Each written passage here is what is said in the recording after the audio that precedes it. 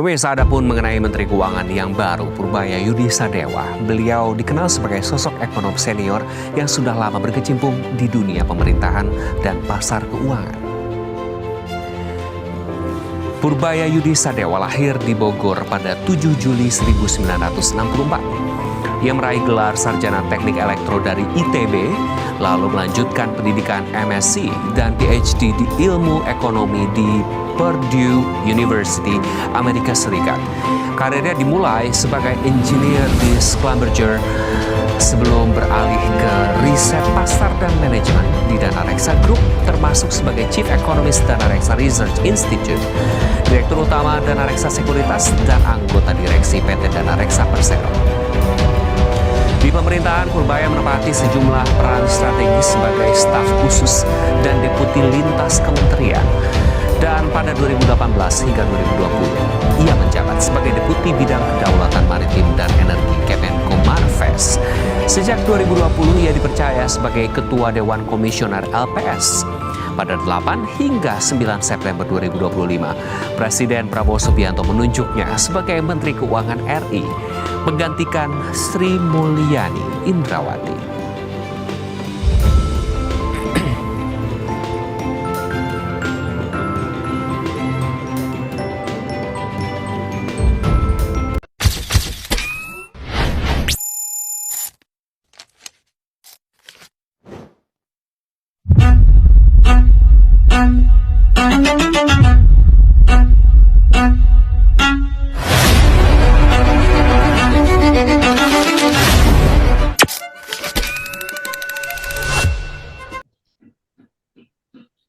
Assalamualaikum warahmatullahi wabarakatuh.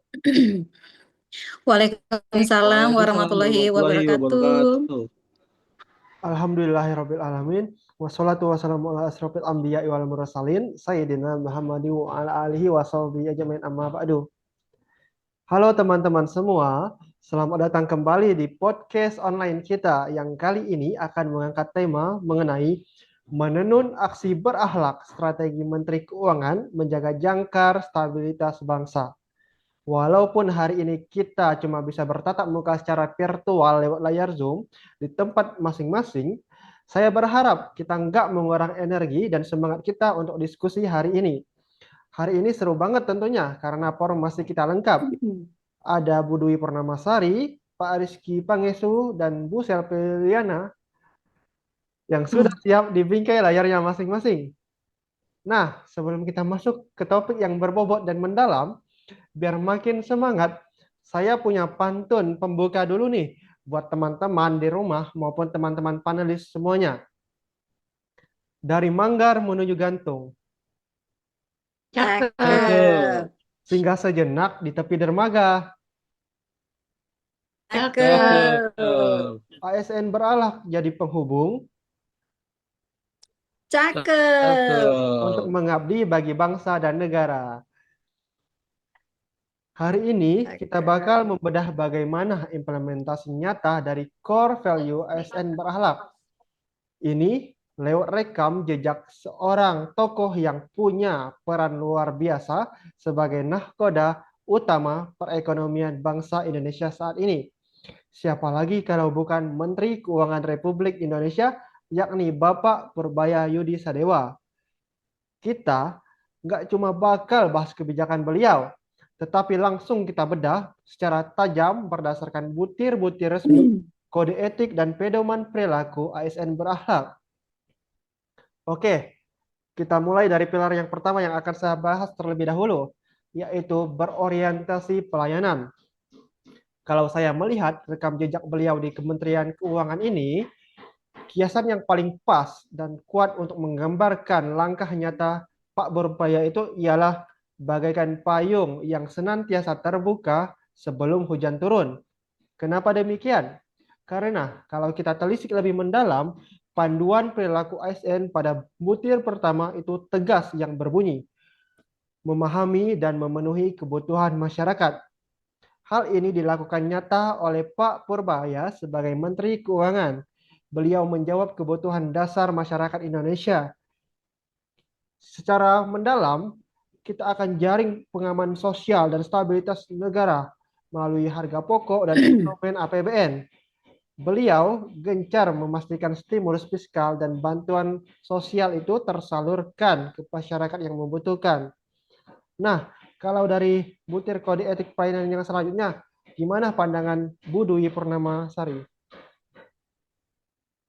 Oke, wah, setuju banget nih sama kiasan payung sebelum hujan, gitu Pak Bima. Kalau kita sambung dan bedah ke butir kedua dari nilai berorientasi pelayanan, yaitu rahma, cekatan, solutif, dan dapat diandalkan. Ini kelihatan banget ya dari reformasi pelayanan publik di bawah naungan Kemenku, seperti di Direktorat Jenderal Pajak maupun Bea Cukai. Pak Purbaya selalu menekankan bahwa ASN Kemenku harus cekatan dan solutif dalam melayani wajib pajak, memberikan insentif yang mempermudah dunia usaha, serta menjadi instansi yang dapat diandalkan. Beliau juga mempraktekkan butir ketiga, yaitu melakukan perbaikan tiada henti ya. Langkah konkretnya adalah digitalisasi seluruh sistem layanan keuangan negara, memangkas birokrasi anggaran yang kaku, dan mempermudah masyarakat mengakses hak-hak fisikal mereka. Pelayanan yang terus berbenah kayak gini ya, bikin iklim investasi kita tetap tumbuh ya, positif, dan dapat dipercaya publik. Betul sekali Bu Dwi. Ujung-ujung dari sebuah pelayanan di sektor keuangan itu ialah tumbuhnya kepercayaan publik. Nah, dari kepercayaan itu, kita bisa makin kokoh karena disokong oleh pilar yang kedua, yakni nilai akuntabel. Kiasan untuk nilai akuntabel bagi saya sendiri ialah bagaikan neraca timbangan yang lurus, nggak condong ke kiri maupun condong ke kanan. Di sini, saya pribadi mau menyoroti kode etik akuntabel, khususnya pada butir yang pertama dan kedua, yang bunyinya melaksanakan tugas dengan jujur, bertanggung jawab, cermat, disiplin, dan berintegritas tinggi, serta menggunakan kekayaan dan barang milik negara secara bertanggung jawab, efektif, dan efisien. Coba kita bayangkan nih, sebagai Menteri Keuangan, Pak Purbaya ini memegang kekuasaan atas pengelolaan APBN kita yang nilainya bahkan sampai ribuan triliun rupiah.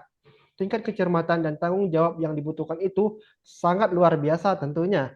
Beliau memastikan setiap rupiah uang rakyat dari pajak kembali ke rakyat dengan efektif, efisien, dan tentunya harus bebas dari korupsi. Tapi kalau kita bicara soal penyalahgunaan wewenang, ada aksi atau celetukan yang menarik banget kan dari beliau. Gimana tuh bunyinya Bu Dwi? Nah ini nih, bagian yang paling menarik ya Pak Bima. Kalau kita kaitkan sama butir ketiga dari nilai aktabel, yaitu tidak menyalahgunakan kewenangan jabatan, gaya kepemimpinan beliau ya yang tegas, independen, tapi santai ya. Itu sering banget keluar lewat celetukan ikoniknya saat mengawasi penggunaan anggaran negara. Beliau pernah menyeletuk begini di depan para pejabat anggaran ya. Kementerian Keuangan itu memegang dompet negara. Jadi kalau ada instansi atau pihak yang main-main, anggaran itu kita kunci. Kita audit sekalian sampai ke akar-akarnya, nggak ada lagi kompromi. Terus celetukan ini kan menurut saya ya dalam banget nih. Artinya maknanya pasti dalam banget ya. Kita tahu sendiri tuh ini tuh bukti otentik kalau kewenangan besar sebagai Menku benar-benar dipakai secara lurus dan berintegritas buat menegakkan aturan dan melindungi uang rakyat, bukan buat kompromi politik ya atau kepentingan personal. Gimana tuh Pak Bim? Asli, menurut saya celetukannya ini renyah tapi menohok banget. Gak semua orang ataupun menteri berani bicara setegas itu kalau nggak punya integritas yang bersih. Dari itu juga menunjukkan kalau beliau ialah sosok nahkoda yang kompeten, insya Allah. Menyambung ke pilar ketiga yaitu kompeten, kiasan yang melekat di beliau adalah bagaikan nahkoda ulung yang tahu persis arah angin dan arah arus ombak bergerak. Bagi saya, di pilar ini, salah satu kode etiknya berbunyi melaksanakan tugas dengan kualitas terbaik. Sebagai seorang ekonom senior, tentunya Pak Purbaya ini menjadi lulusan dokter dari luar negeri. Aksi nyata Pak Purbaya sebagai Menteri Keuangan ialah merumuskan bauran kebijakan fiskal secara presisi dan ilmiah tentunya. Tujuannya jelas, agar APBN kita tetap sehat, rasio utang terjaga, dan ekonomi nasional nggak goyang, walau dihantam badai ketidakpastian global seperti yang terjadi saat ini. Itulah wujud nyata dari kinerja dengan kualitas terbaik menurut saya yang dijalankan oleh Pak Purbaya tentunya. Nah, kalau dari butir kompeten yang lain ada tambahan yang nggak dari Pak Rizky Pangestu tentunya. Silakan. Ya, terima kasih Pak Bima. Menurut saya nih, beliau juga mempraktikkan butir pertama dari nilai kompeten, yaitu meningkatkan kompetensi diri untuk menjawab tantangan yang wah. Di era ekonomi sekarang, dengan ekonomi digital dan green ekonomi saat ini, beliau tidak berhenti mempertajam kebijakan fiskal hijau dan regulasi pajak karbon untuk menjawab tantangan di masa depan. Selain itu, beliau juga sangat memilih butir kedua, yaitu membantu orang lain belajar. Ini diwujudkan beliau melalui penguatan kapasitas edukasi di PKN STAN maupun melalui Kementerian Keuangan, Corporate University. Beliau ingin mencetak generasi ASN sebagai pengelola keuangan negara yang cerdas, kompeten, dan berintegritas tinggi. Jadi, kompetensi yang beliau miliki saat ini akan ditularkan demi mencerdaskan birokrasi kita, Pak Bima. Wah, luar biasa sekali nih penjelasan dari Pak Rizky. Memang benar bahwasanya keahlian yang dimiliki oleh Pak Purbaya ini benar-benar didedikasikan buat kepentingan publik. Nah, dedikasi yang tinggi ini pas banget nih membawa kita ke pilar berikutnya, yaitu loyal. Kiasan untuk nilai ini bagi saya, beliau ini adalah bagaikan benteng di garis depan yang tak goyah sedikit pun walau diterjang oleh badai. Di panduan perilaku loyal, butir keduanya itu seingat saya berbunyi menjaga nama baik sesama ASN, pimpinan, instansi, dan negara. Aksi loyalitas yang dilakukan Pak Purbaya ini tentunya sangat berkelas dan patut dicontoh oleh pejabat-pejabat publik lainnya. Sebagai salah satu ekonom terbaik, beliau sebenarnya punya 1001 peluang untuk berkarir di lembaga finansial internasional seperti IMF ataupun World Bank dengan fasilitas dan gaji yang berkali-kali lipat lebih mewah dibandingkan gaji yang diterima beliau saat ini. Tapi beliau memiliki kehormatan negaranya dengan tetap mengabdi di dalam negeri sebagai Menteri Keuangan. Nah, kalau kelanjutannya nih, kode etik selanjutnya menurut Pak Rizky Pangestu bagaimana? Silakan Pak Rizky. Ya, tepat sekali penjelasan dari Pak Bima. Beliau itu juga sangat memegang teguh nilai-nilai loyal. Sesuai dengan butir pertama dari nilai loyal itu, yaitu memegang teguh ideologi Pancasila, Undang-Undang Dasar 1945, setia kepada NKRI, serta pemerintah yang sah. Beliau ini memilih menerima tanggung jawab berat mengelola keuangan negara di masa-masa sulit saat ini.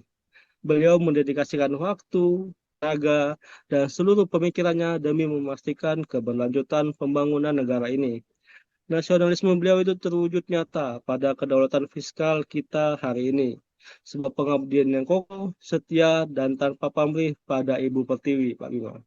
Wah, benar-benar sangat menginspirasi ya apa yang dilakukan Pak Purbaya untuk Indonesia kita tercinta ini.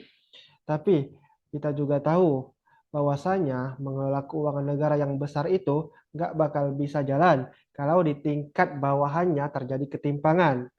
Makanya kita butuh pilar yang harmonis. Hal ini selaras dengan nilai ASN berakhlak, salah satunya harmonis. Bagi saya sendiri, kiasan yang paling tepat untuk menunjukkan bagaimana nilai harmonis yang diterapkan oleh Pak Purbaya ialah bagaikan simfoni sebuah orkestra. Instrumennya boleh berbeda, tetapi menghasilkan nada yang selaras dan indah.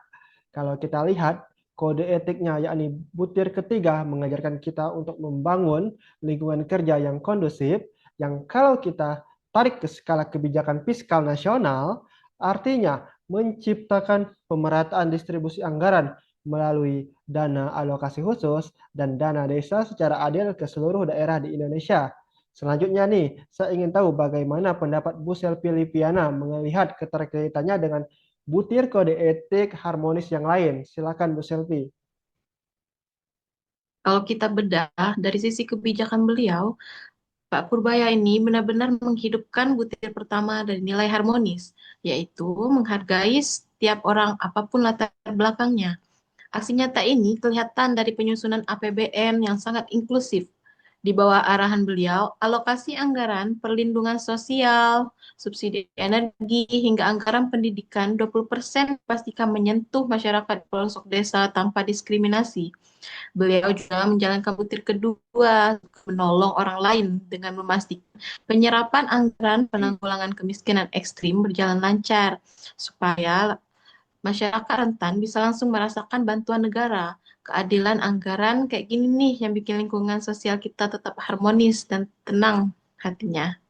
Nah, benar sekali. Saya setuju dengan pendapat yang disampaikan oleh Bu Selvi, bahwasanya inklusivitas anggaran yang menenangkan seluruh lapisan masyarakat. Nah, dari keselarasan itu diperkuat lagi sama pilar SN Berhalak selanjutnya, yakni adaptif. Bagi saya, hal-hal yang dilakukan Pak Purbaya sendiri sangat adaptif dalam menjaga stabilitas ekonomi negara. Dan jika dikaitkan dengan kiasan, bagi saya beliau ini bagaikan elang yang memperlebarkan sayapnya mengikuti arah badai untuk terbang lebih tinggi. Yang dalam hal ini kaitannya agar APBN kita terjaga dan terbang lebih tinggi lagi.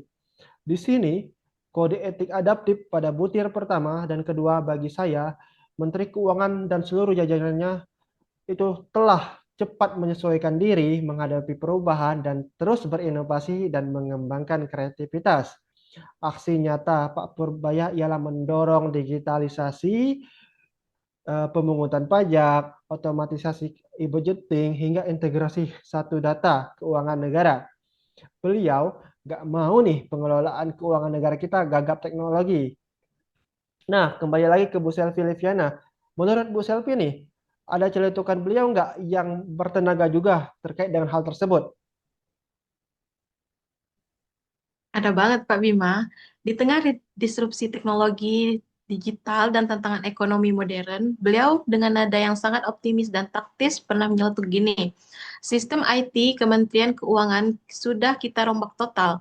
Jadi, kalau ada disrupsi ekonomi atau jutaan transaksi yang harus diproses besok pagi, sistem digital kita siap menyelesaikannya dengan cepat, transparan, dan tanpa celah ribet. Bagi saya, ini adalah bukti otentik kalau beliau sudah sangat memenuhi butir ketiga dari nilai adaptif, yaitu bertindak proaktif. Beliau gak nunggu sistem konvensional kewalahan akibat arus digitalisasi, tapi beliau bertindak proaktif membangun infrastruktur keuangan digital yang modern dan tangguh sejak awal. Wah, luar biasa sekali ya hal-hal ataupun inovasi yang dilakukan oleh beliau. Sangat visioner dan tentu dengan semangat daya juang yang tinggi.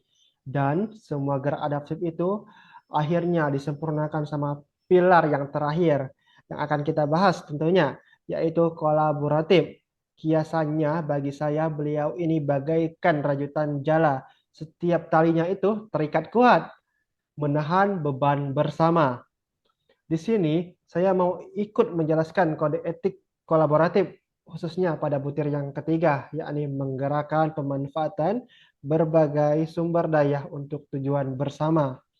Aksi nyata yang dilakukan oleh Pak Purbaya menurut saya telah tercermin kuat dan dari peran vital beliau di KSSK atau Komite Stabilitas Sistem Keuangan. Sebagai Menteri Keuangan, beliau memimpin koordinasi instansi-instansi terkait demi menjaga benteng ekonomi nasional.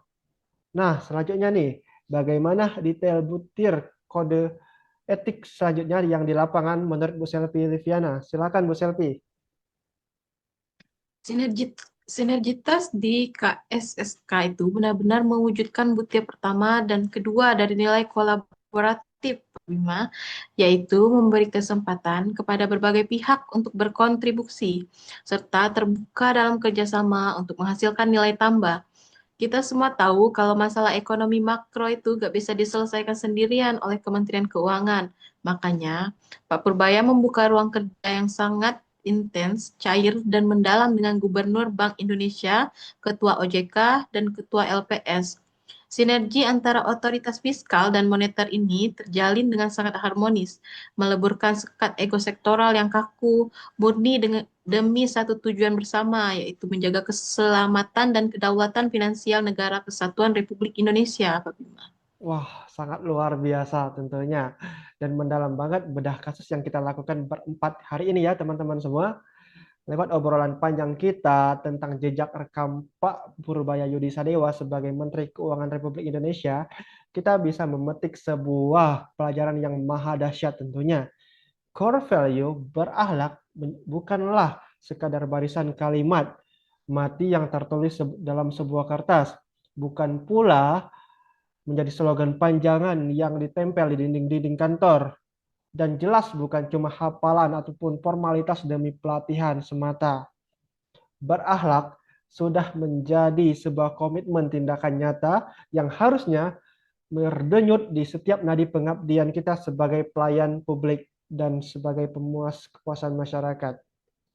Hari ini kita sudah menyaksikan bersama tentunya bagaimana setiap butir kode etik itu bisa dihidupkan dalam kebijakan nyata seorang Menteri Keuangan, yakni Bapak Purbaya Yudi Sadewa. Bagi saya, beliau telah menjadi payung yang melindungi lewat pelayanan, menjadi neraca yang jujur dan adil lewat akuntabilitas, menjadi nakoda yang ulung lewat kompetensi, menjadi benteng yang kokoh bagi negara lewat loyalitas, menjadi simfoni yang selaras tanpa membeda-bedakan lewat keharmonisan, menjadi elang yang tangkas dan tanggap menangkap semua perubahan lewat adaptif, dan menjadi rajutan jala yang kuat menahan beban lewat kolaborasi. Dari ketegasan ataupun cetukan beliau tentang mengunci anggaran, instansi yang main-main demi menjaga akuntabilitas, sampai ketulusan beliau memastikan agar APBN menyentuh masyarakat kecil di pelosok negeri di seluruh Indonesia.